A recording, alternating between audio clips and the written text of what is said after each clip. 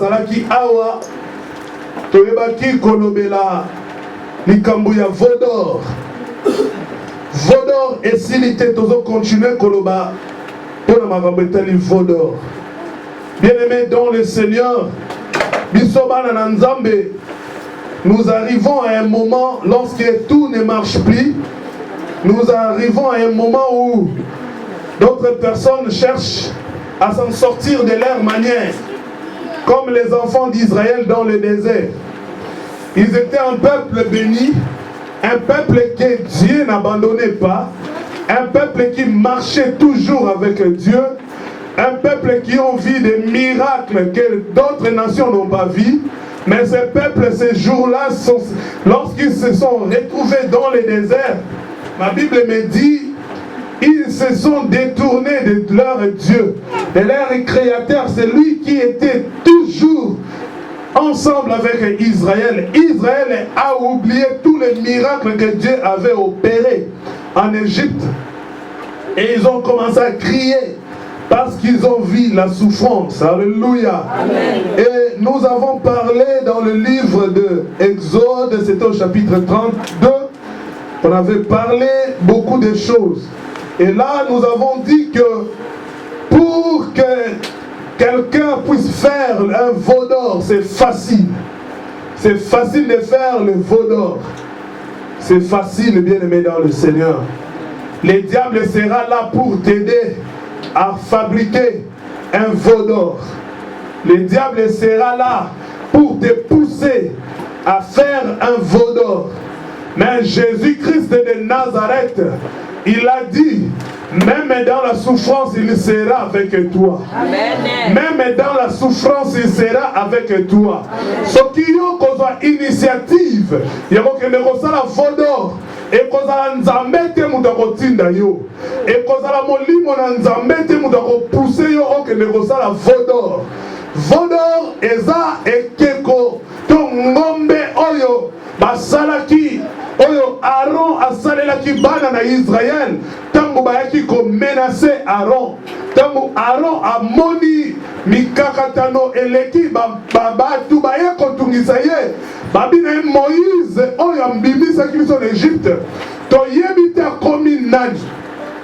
To komi yebite aikomi eloko nini na minito. To yebite soki banzoku baliye. To yebite soki balion, balou, ours baliye. Banda matangomba akitaka te. Lukela biso nzambe. Salela biso nzambe. Aaron ayebisi bango bozwa ba or na bino ba bijou ya or. Oyo basi na bino balati pe bana na bino. Boya nango ba yenango epa ya Aaron asaleli bango ekeko. Ekeko oyo ekoka ko représenter nzambe epa na bango. Balobi que Israël, voici ton Dieu qui t'a fait sortir de l'Égypte. Bien-aimé, et si sitaki kanda na nzambe. Nzambe oyo anio kwami pona kobimisa bango na boumbu bisika bazalaki pe libota oyo na mwangonga moke na pasi mokie bakomi na etape ya kobosa na makambo nyonso oyo nzambe asalelaki bango esalaki nzambe pasi mingi. Kanda na nzambe emati nzambe azwi mokano aboma bana na Israele nyonso pe asala libota ya sika elongo na Moïse. Bien-aimé dans le Seigneur, j'avais dit que fabriquer un veau d'or c'est facile. Mais laisse-moi te dire, le veau d'or suscite la colère de Dieu. Or, si la colère de Dieu tombait sur ta vie, bien-aimé, c'est la mort. Alléluia. Amen. Papa nangaya silikilane ngai. Ma mère, c'est pas grave. Mais ce qui nzambe a silikili ngai. Nana bokote na ngai. Bien-aimé, ce qui frère nanga dans le Seigneur, akangeli nga kanda silikili ngai. Nzambe ko intervenir. Mais ce qui nzamba silikili yo nana ko intervenir. Pour fabriquer vos d'or, c'est facile. Et dans la fabrication du veau d'or, j'avais dit ici que Aaron a cherché à répondre à ce que le peuple demandait, c'était la peur. Aaron avait eu peur. Aaron avait eu peur. Il craignait que les enfants d'Israël babomaye pour bazalaki méchant balaki na kanda. Aaron abangi abitang mususu libota oyo ndenge bazotomboka boye bakoki koboma ngai, bakoki koboma ngai na seconde. Moïse aza te, tika na tosa na makambo oyo bazolukela ngai nasalela bango kaka Nzambe. Pe nalobaki nazongelaki awa tozo continuer koloba toujours na sous-thème ya Vodor, mais tozolobela sur la peur. Nalobaki que la peur est une arme moko puissant oyo diable a utilisé. La peur est une arme moko puissant oyo Satan a salelaka. Bien-aimé dans le Seigneur, nalobaki que la peur est l'équipe Hiroshima. Nalobaki que la peur est l'équipe B-52 américain. La peur est l'équipe armement nyonso où ils ont défilé le 14 juillet. La peur. Pourquoi nalobaki que l'équipe arme nyonso mokili oyo esalemi na maboko na bato? Parce que la peur tue l'âme. Kobanga ebomaka molimo. Mais B-52 américain ekoboma nzoto. Hiroshima ebomaka nzoto. Mais Kobanga ebomaka molimo.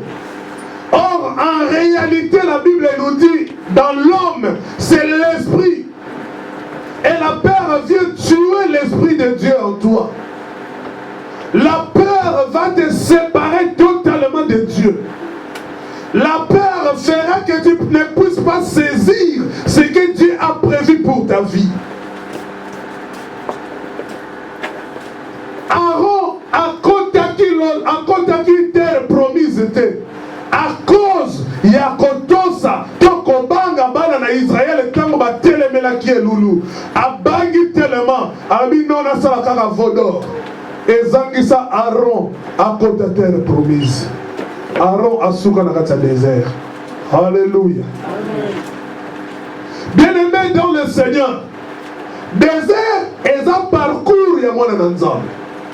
Désert, la souffrance est en ligne de partage de parcours. Oh, les autres signes à moi, Nzambe, allez capo azala affermi.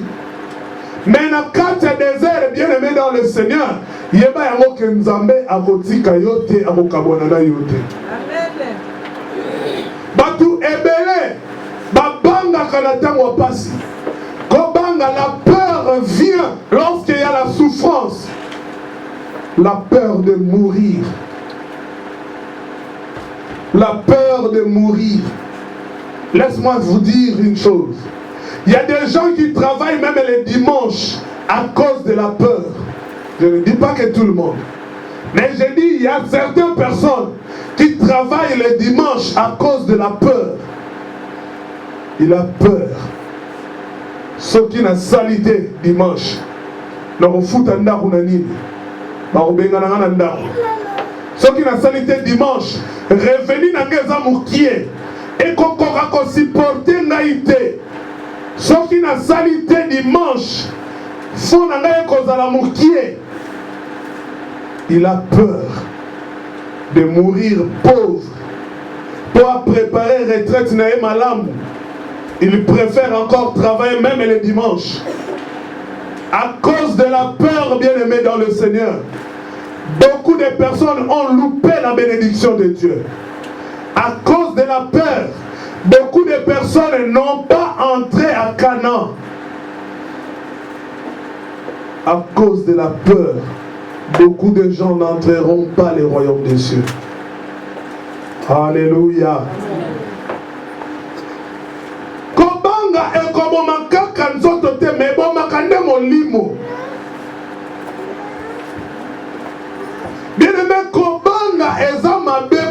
mwana na Nzambe. Nzambe apesi promesse na Israël. Que nazolongola bino Égypte ezande pour bokende terre promise. Mais ezana parcours moko fubo sala kolongwa Égypte tiboko ma terre promise. Ezana parcours oboko sala pobolongwa Égypte tiboko ma Canaan. Na kati ya parcours wana bien aimé, il y a la souffrance. Il y aura les vents, il y aura les tempêtes, il y aura des vents, les marées, il y aura des problèmes, il y aura des combats. Il y aura des gens même qui peuvent mourir pendant cette période-là.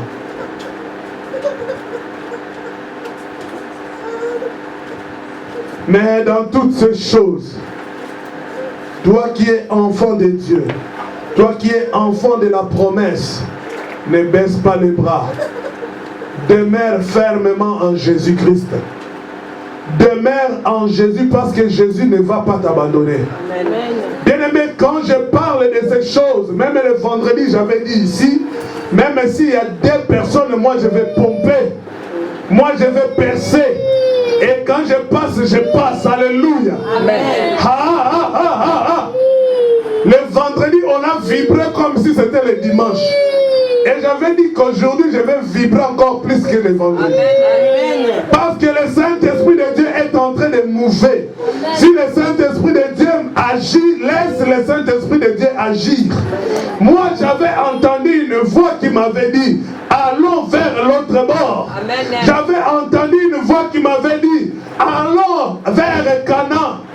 Même s'il y aura des souffrances, même s'il y aura des problèmes sur mon parcours, moi, je partirai toujours et j'y arriverai. Parce que Jésus-Christ, mon Seigneur, sera avec moi. Bien-aimé, la peur, c'est trop dangereux. La peur, c'est trop dangereux. Dans le cas, on lenga tangu omoni mikakatano eyelio. Kolukate oningana soko moni makambo ezo marché lisusu te. Likolo ya kobanga Aaron akekosalela bana Israël ekeko. Oto bengi vodor. Bien-aimé dans le Seigneur, yobanga kani. Est-ce que Nzambe aloba pour la vie na oto aloba te? Avant de comme en étape oyo, nous comme sous na loba ki awa. Bien-aimé, eza danger na mutu, so ki ayebi makambu o Nzamba loba pour la vie na yete. Eza danger na mwana na Nzambe, so ka ayebi te Yesu Masiya benga ye na nini. Sikoyo yo bondela Nzambe, oyeba Nzamba benga yo na nini. Obondela Nzambe, prophétie kutu eza général. Nzambe assis à loba yango que les projets que j'ai formés sur vous, ce sont des projets de bonheur et non de malheur. Déjà quand la prophétie wana générale, yo obanga kanini. Est-ce que yo kan Nzambe kolobana yo to yo kan Nzambe te kolobana? Est-ce que ça a versé mon la Bible? On va adresser ça et pas la yo mona na Nzambe, on va que yo faut souffrir. Mais pourquoi ozo banga tant moi souffrance moko boye? Bien-aimé, ils ont la souffrance monsieur zo même mutu na gloire. Amen. Israël désert eza pour bakota na gloire o ezalaki na Canaan. Désert ya vie na yo eza pour kota na gloire o ezali Canaan ya lipamboli na yo. Amen. Désert souffrance ya vie na yo eza nzela o ezo mema yo na lipamboli na yo. Amen. Bien-aimé, soki yo botamo souffrant na yo te na vie na yo, ngolu na yo zui. Mais nga na botama na souffrant na vie na nga pona koma o nazalelo. Amen. Désert o nga na traverse ka Nzambe na nga zalaka na nga toujours. Amen. Yo pe na désert na yo kokufa te. Amen. Ah, na lobi na désert na yo kokufa te. Amen. Soki bana Israël basukela na désert, yo na désert na yo kozala Josué comme Caleb. Ya yo ekozala ya Josué na Caleb, bien aimé. Okokota pe okokoma. Alléluia. Kozala ne kiri ya bato basala ka ba vodor. Les lots de là, toujours na compte, il y a la peur. Tu retournes à 1 Roi chapitre 12. Le veau d'or. Quand ici, c'est pas grave. Mais il y a un désert et des alors, après traverser, on a dit que le veau d'or. Israël a les lignes dans le désert, habite aux Aïkoutou, en Égypte, aux Aïkoutou, n'a pas moins bien. Attends, aux Aïkoutou, n'a pas bola. Attends, aux Aïkoutou, n'a pas oumbu, tout ça, il a pas brique. Mais ça a moins bien. Pour que nous puissions dans le désert, pour te souffrir. Bien aimé, ça passage aux Zambazo Memayo. Ils ont juste pour se débarrasser de l'Égypte. Pour que Kana kuna yo banda kuna okoti Kana na koswana na yo zalaki na ngone Egypte. Moi ndé aussi mbate. Na kata Kana ba de swana. Et les cadets et on les cadets. Ya wana nzamba luki ke o les Kana nous parle le désert. Ko swana etika na désert. Ko ina baninga etika na désert. O orgueil etika na désert. Mais comment attendre biso 1 Roi chapitre 12 verset 25 jusqu'au verset 30. Quelqu'un peut lire au nom de Jésus-Christ. Je lis au nom de Jésus. Amen. Jéroboam bâtit Sichem sur la montagne d'Éphraïm et il y demeura, puis il en sortit et bâtit Pénuel. Jéroboam dit en son cœur, le royaume pourrait bien maintenant retourner à la maison de David. Si ces peuples montent à Jérusalem pour faire des sacrifices dans la maison de l'Éternel, le cœur de ces peuples retournera à son seigneur, à Roboam, roi de Juda, et ils me tueront et retourneront à Roboam, roi de Juda. Après s'être consulté, le roi fit 2 veaux d'or et il dit au peuple, assez longtemps vous êtes montés à Jérusalem, Israël. Voici ton Dieu qui t'a fait sortir du pays d'Égypte. Il plaça l'un de ses veaux à Bethel et il mit l'autre à Dan. Ce fut là une occasion de pécher.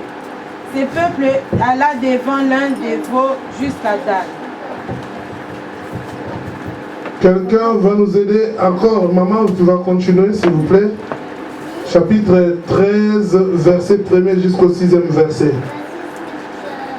Voici, un homme de Dieu arriva de Juda à Bethel par la parole de l'Éternel, pendant que Jéroboam se tenait à l'autel pour brûler des parfums. Il cria contre l'autel par la parole de l'Éternel et il dit, autel, autel, ainsi parle l'Éternel. Voici, il naîtra un fils à la maison de David, son nom sera Josias. Il immolera sur toi les prêtres de haut lieu qui brûlent sur toi des parfums, et l'on brûlera sur toi des ossements d'hommes. Et le même jour, il donna un signe en disant, c'est ici le signe que l'Éternel a parlé. Voici, l'autel s'effondra, et la cendre qui est dessus sera répandue. Lorsque le roi entendit la parole de l'homme de Dieu, lorsque le roi entendit la parole que l'homme de Dieu avait crié contre l'autel de Bethel, il avança la main de dessus l'autel en disant, saisissez-les. Et la main que Jéroboam avait étendue contre lui devint sèche, et il ne put la ramener à soi. L'autel s'effondit, et la cendre qui était dessus fut répandue, selon les signes qu'avait donné l'homme de Dieu par la parole de l'Éternel. Alléluia. Amen. Vous vous êtes arrêté, vous avez dit jusqu'au verset 6.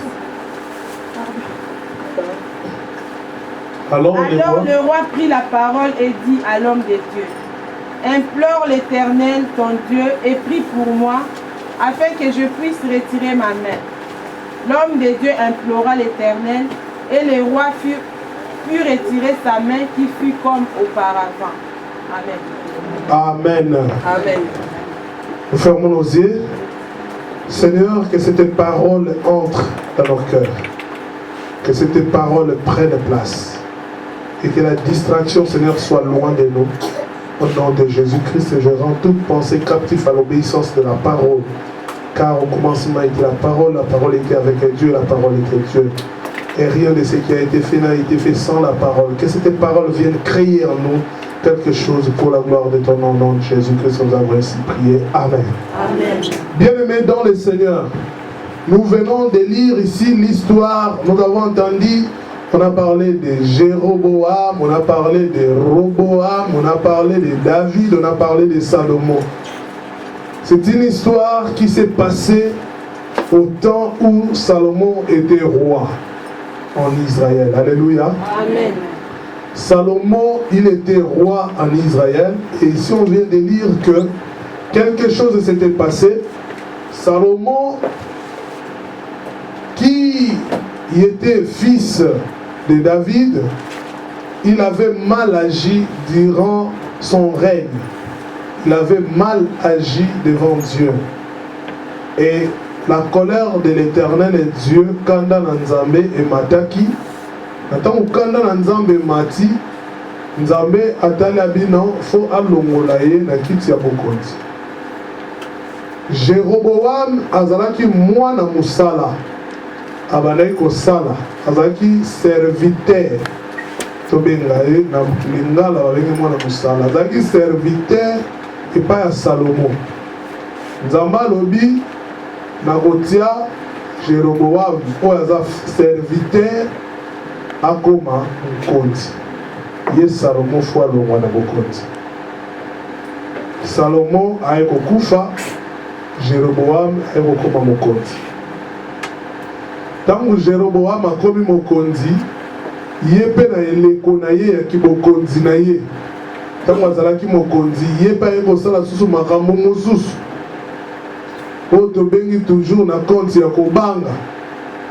Kobanga esali ye alingi aprotéger trône na ye. Aye kosala ba hôtel mpo na babale. Aye kosala bikeko mpo bana na Israël pa banda koadore. Ayebisi bana Israël tala eke bikeko oyo nde Nzambe na bino abimisaki bino na bowumbu na Egypte. Ezongisi lisusu kanda na Nzambe. Nzambe atindi prophète moko aya kolobela Jéroboam, aya kolobela temple oyo Jéroboam asalaki. Tangu mosakoli na Nzambe abandi koloba, mbala moko Jéroboam epesi ye kanda.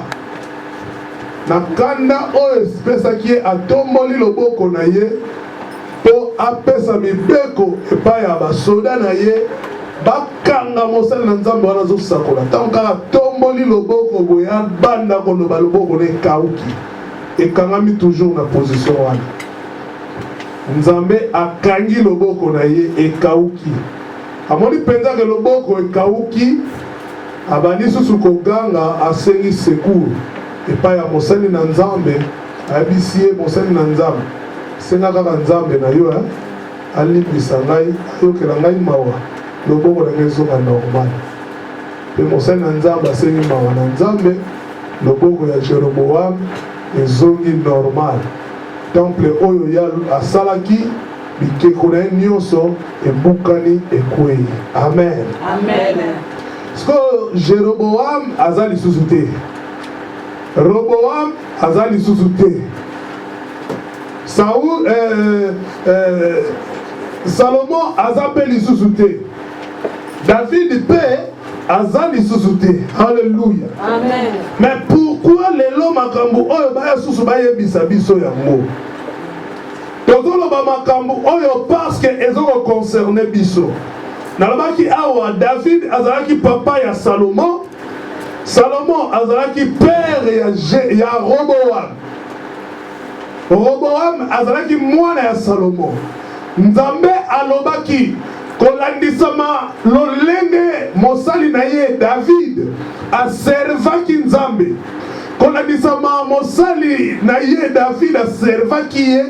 Nzambe alobaki non non non non non non, nazwa na nga basali, nazwa na nga bato bandimela nga babanga nga basala musala oyo nga na tinda. Mais il y a David en tout cas ezeloko mususu. Na yango na kati na libota ya David mokonzi akoki kozanga te génération na génération. Mokonzi fo abimaka kaka na ndaku ya David. Alléluia. Amen. Ti kende ti epa ya Yesu Masia azongi kaka na ndaku ya David. Amen. Nzambe mutu azwaki mokano wana. Mais Jéroboam azalaki serviteur na ndaku ya Salomo. Azalaki mwana ya Salomo te, azalaki descendant ya David te. Azalaki des serviteurs. Bien-aimé dans le Seigneur, Jéroboam azalaki serviteur et pas Salomon. Jéroboam awa azo symboliser ngai na yo oto bengami ba chrétien lelo. Ngai na yo oto bengami ba chrétien ya lelo. Biso oyo toza bilembo ya Jéroboam. Église yoka pe sosola, écoutez et comprenez. Salomon a hérité bokonzi et wuti et pas ya papa na ye David. Na kota la penza sima ya Salomo mutu esengela kiazwa bokonzi elingaki kozala Roboam. Mais Roboam moyen akonza Israël mobimba ezate parce que papa na ya salaki mabe nzambe azwi mokano ya kokotisa mutu mususu otozobenga Jéroboam na kati na royaume. Alléluia. Mais tellement que Israël ezalaki composé na 12 tribus, tangu mosakoli aye po asakola po ntina na Jéroboam azwaki bokonzi, alobi Jéroboam oko régner sur 10 tribus, 10. Tribu ya Juda kuna okoki ko régner te. Des tribus oyo etikali eza tribu oyo topesi yango na maboko ya Roboam. Roboam bapesi ye des tribus, Jéroboam bapesi ye 10 tribus. Juste Nzambe parce que esengaki a conservé maloba na ye oyo alobaki ekokisama ke na descendant ya David nde mokonzi akobanda obima kuna mpona bana na Israël. Mokonzi akobanda obima kuna na libota ya Juda. Esengaki mokonzi abima kaka na kati ya tribu ya Juda. Alléluia. Amen. Mais Roboam abapesi siko par rapport ya prophétie wana, par rapport à maloba na Nzambe bapesi parti wana ya des tribus. Pe kolandisama toujours maloba na Nzambe oyo yaki siko sima ya kanda oyo Salomo atombola asisitaki par na Nzambe baye kopesa 10 autres tribus na maboko ya Jéroboam.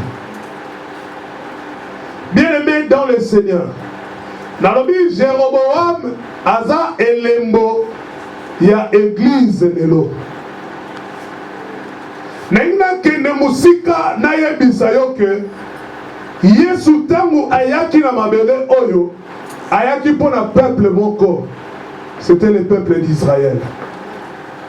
Mais à cause il y a refus ya peuple d'Israël, biso oyo Nzambe asali biso ngolu lelo tobengami bana na Nzambe. Mais tozalaki appelé te tozala na kati na royaume ya bana na Nzambe. Mais toyeko koma ba moko kati na royaume ya bana na Nzambe par rapport ya refus oyo Israël basalaki ya koyamba Yesu. Pe ya moko Jéroboam ayeko koma roi na Israël kolandisama refus ya Salomo. Alléluia. Amen. Bapesi yo ngolu okonza. Bapesi yo ngolu otsala kati na mosala na Nzambe. Dieu l'a choisi afin que Dieu t'a choisi afin que tu règnes. Si tu es vraiment fils de Dieu, bien-aimé dans le Seigneur, ceux qui osent penser moi dans Nzambe, kende musika comprendre que Nzambe a sali faveur wana. Le fait de devenir enfant de Dieu, c'est déjà une élévation, bien-aimé dans le Seigneur. Ozala ki mo pagano. Nzambe asali ke yo comme mwana na Nzambe. Ozala na milliers de chrétiens, c'est une élévation. Oyo bandeko na biso mususu o bazana na ngambu wana bazuite. Jéroboam yoka peut comprendre que le fait que ozala sikoyo roi eza une élévation. Parce que au komi roi na bisika oyo ezalaki prévu que yo ozala roi. Au komi mwana na Nzambe na bisika oyo ezalaki prévu que yo ozala mwana na Nzambe. Nzambe azali yo faveur oyo bien-aimé dans le Seigneur. Luka o saisir temps oyo. Luka o saisir opportunité oyo. Et pesameli et pas ya mutu nyonso te. Jéroboam azwi ngolu. Tango Nzambe atomboli yo. Si Dieu t'élève bien-aimé dans le Seigneur, il va te protéger. Amen. Oh, Jéroboam, écoutez et comprenez. Si Dieu t'a élevé, il va te protéger. Amen. Toi qui es enfant de Dieu, parce que Dieu t'a élevé, il va te protéger. Amen. Toi qui es enfant d'Israël, parce que Dieu t'a élevé, il va te protéger. Amen. Il va protéger ton trône. Il va protéger ton royaume. Il va protéger tes enfants. Parce que c'est lui qui t'a élevé. Amen. Jéroboam a tombomaki. Kotombo manaye Nzambe akomaki kobundela Jéroboam.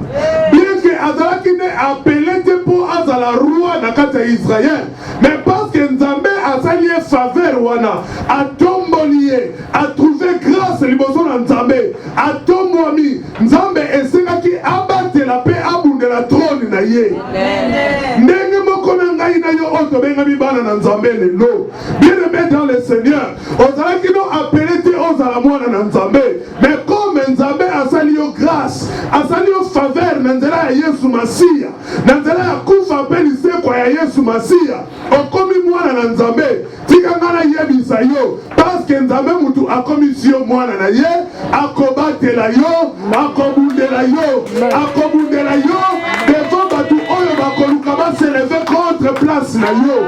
Nzambe akotelema, akobundela yo, akopesa yo victoire, liboso ya banguna na yo nyonso. Même si batelemi, Nzambe akotelema, 1000 bakokwea na gauche, 10 000 bakokwea na droite. Mais yo na trône na yo, okozala jamais à terre. Okozala jamais à terre. Parce que ton Dieu s'élèvera. Oh, gloire, maïskata wenda ba ya saka. Tolobaki, ekomi temps moko ya ko vibrer. Et comme il t'a vibrer, il a percé. Même si on a un amir, on a passé. Alléluia, parce que la faveur de Dieu est sur moi. La faveur de Dieu est sur toi, bien-aimé. Faveur na Nzambe za likolo na yo. Parce que Nzambe a tomboli yo, a kosala que faveur na ye et continue kozala likolo na yo. Na nzela na faveur ya Nzambe, même bisika batu bakota te, parce que faveur eza likolo na yo, yo okokota. Même bisika batu bavanda te, parce que faveur na Nzambe comme likolo na yo, yo okofanda. Akofandisa yo na barua, parce que faveur na ye comme likolo na yo. Akofandisa yo na bagrand, parce que faveur na Nzambe comme likolo na yo. Alléluia. Bien-aimé, faveur na Nzambe eza likolo na ngai. Faveur na Nzambe eza eza likolo na yo. Ntango nga nazoloba eza likolo na nga nalingi te nalobaka likolo na yo mpo nga mpe faveur na Nzambe eza likolo na ngai. Nga ntango nazoloba ke eza likolo na ngai yo monaka eza mpe likolo na yo. Faveur na Nzambe eza likolo na ngai. Alléluia. Nzambe atelemi aboyi ke atika Jeroboam ye moko atali abiba kotelemela mwana mobali oyo parce que batu bakoloba ke yo obengama te na kati ya groupe oyo batu bakoluka babundisa ye ntango bakomona ke kote mosusu Roboam azorenie aza kaka na de tribu ya pamba ye kutu étranger azwi di tribu ndenge nini bien-aimé ndenge yebisa yo loko moko faveur na Nzambe soki ekomi likolo na yo okoleka meme baoyo babiangama okoleka baoyo babiangama parce que babafue parce que barefuse offre oyo Nzambe apesi bango tika nga nayebisa yo soki Israel oyo ya Sharon nani komone bon Israel wana ya Sharon soki bapambolama tika nga nayebisa yo oyo trouve faveur Nzambe akopambola yo plus que bango. On comprendre te. On comprendre te. Amen. Parce que yo trouve faveur parce que ngolu na Nzambe eza likolo na yo soki Israel wana bapambolama soki Jérusalem bapambolama soki bayuda bapambolama yo pambolama plus que bayuda.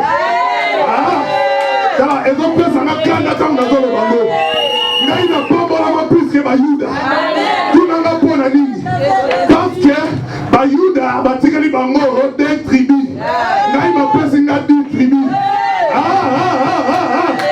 nga bapesi nga di tribu ye bapesi ye de tribu nga bapesi nga di tribu napambolama koleka bango napambolama koleka bango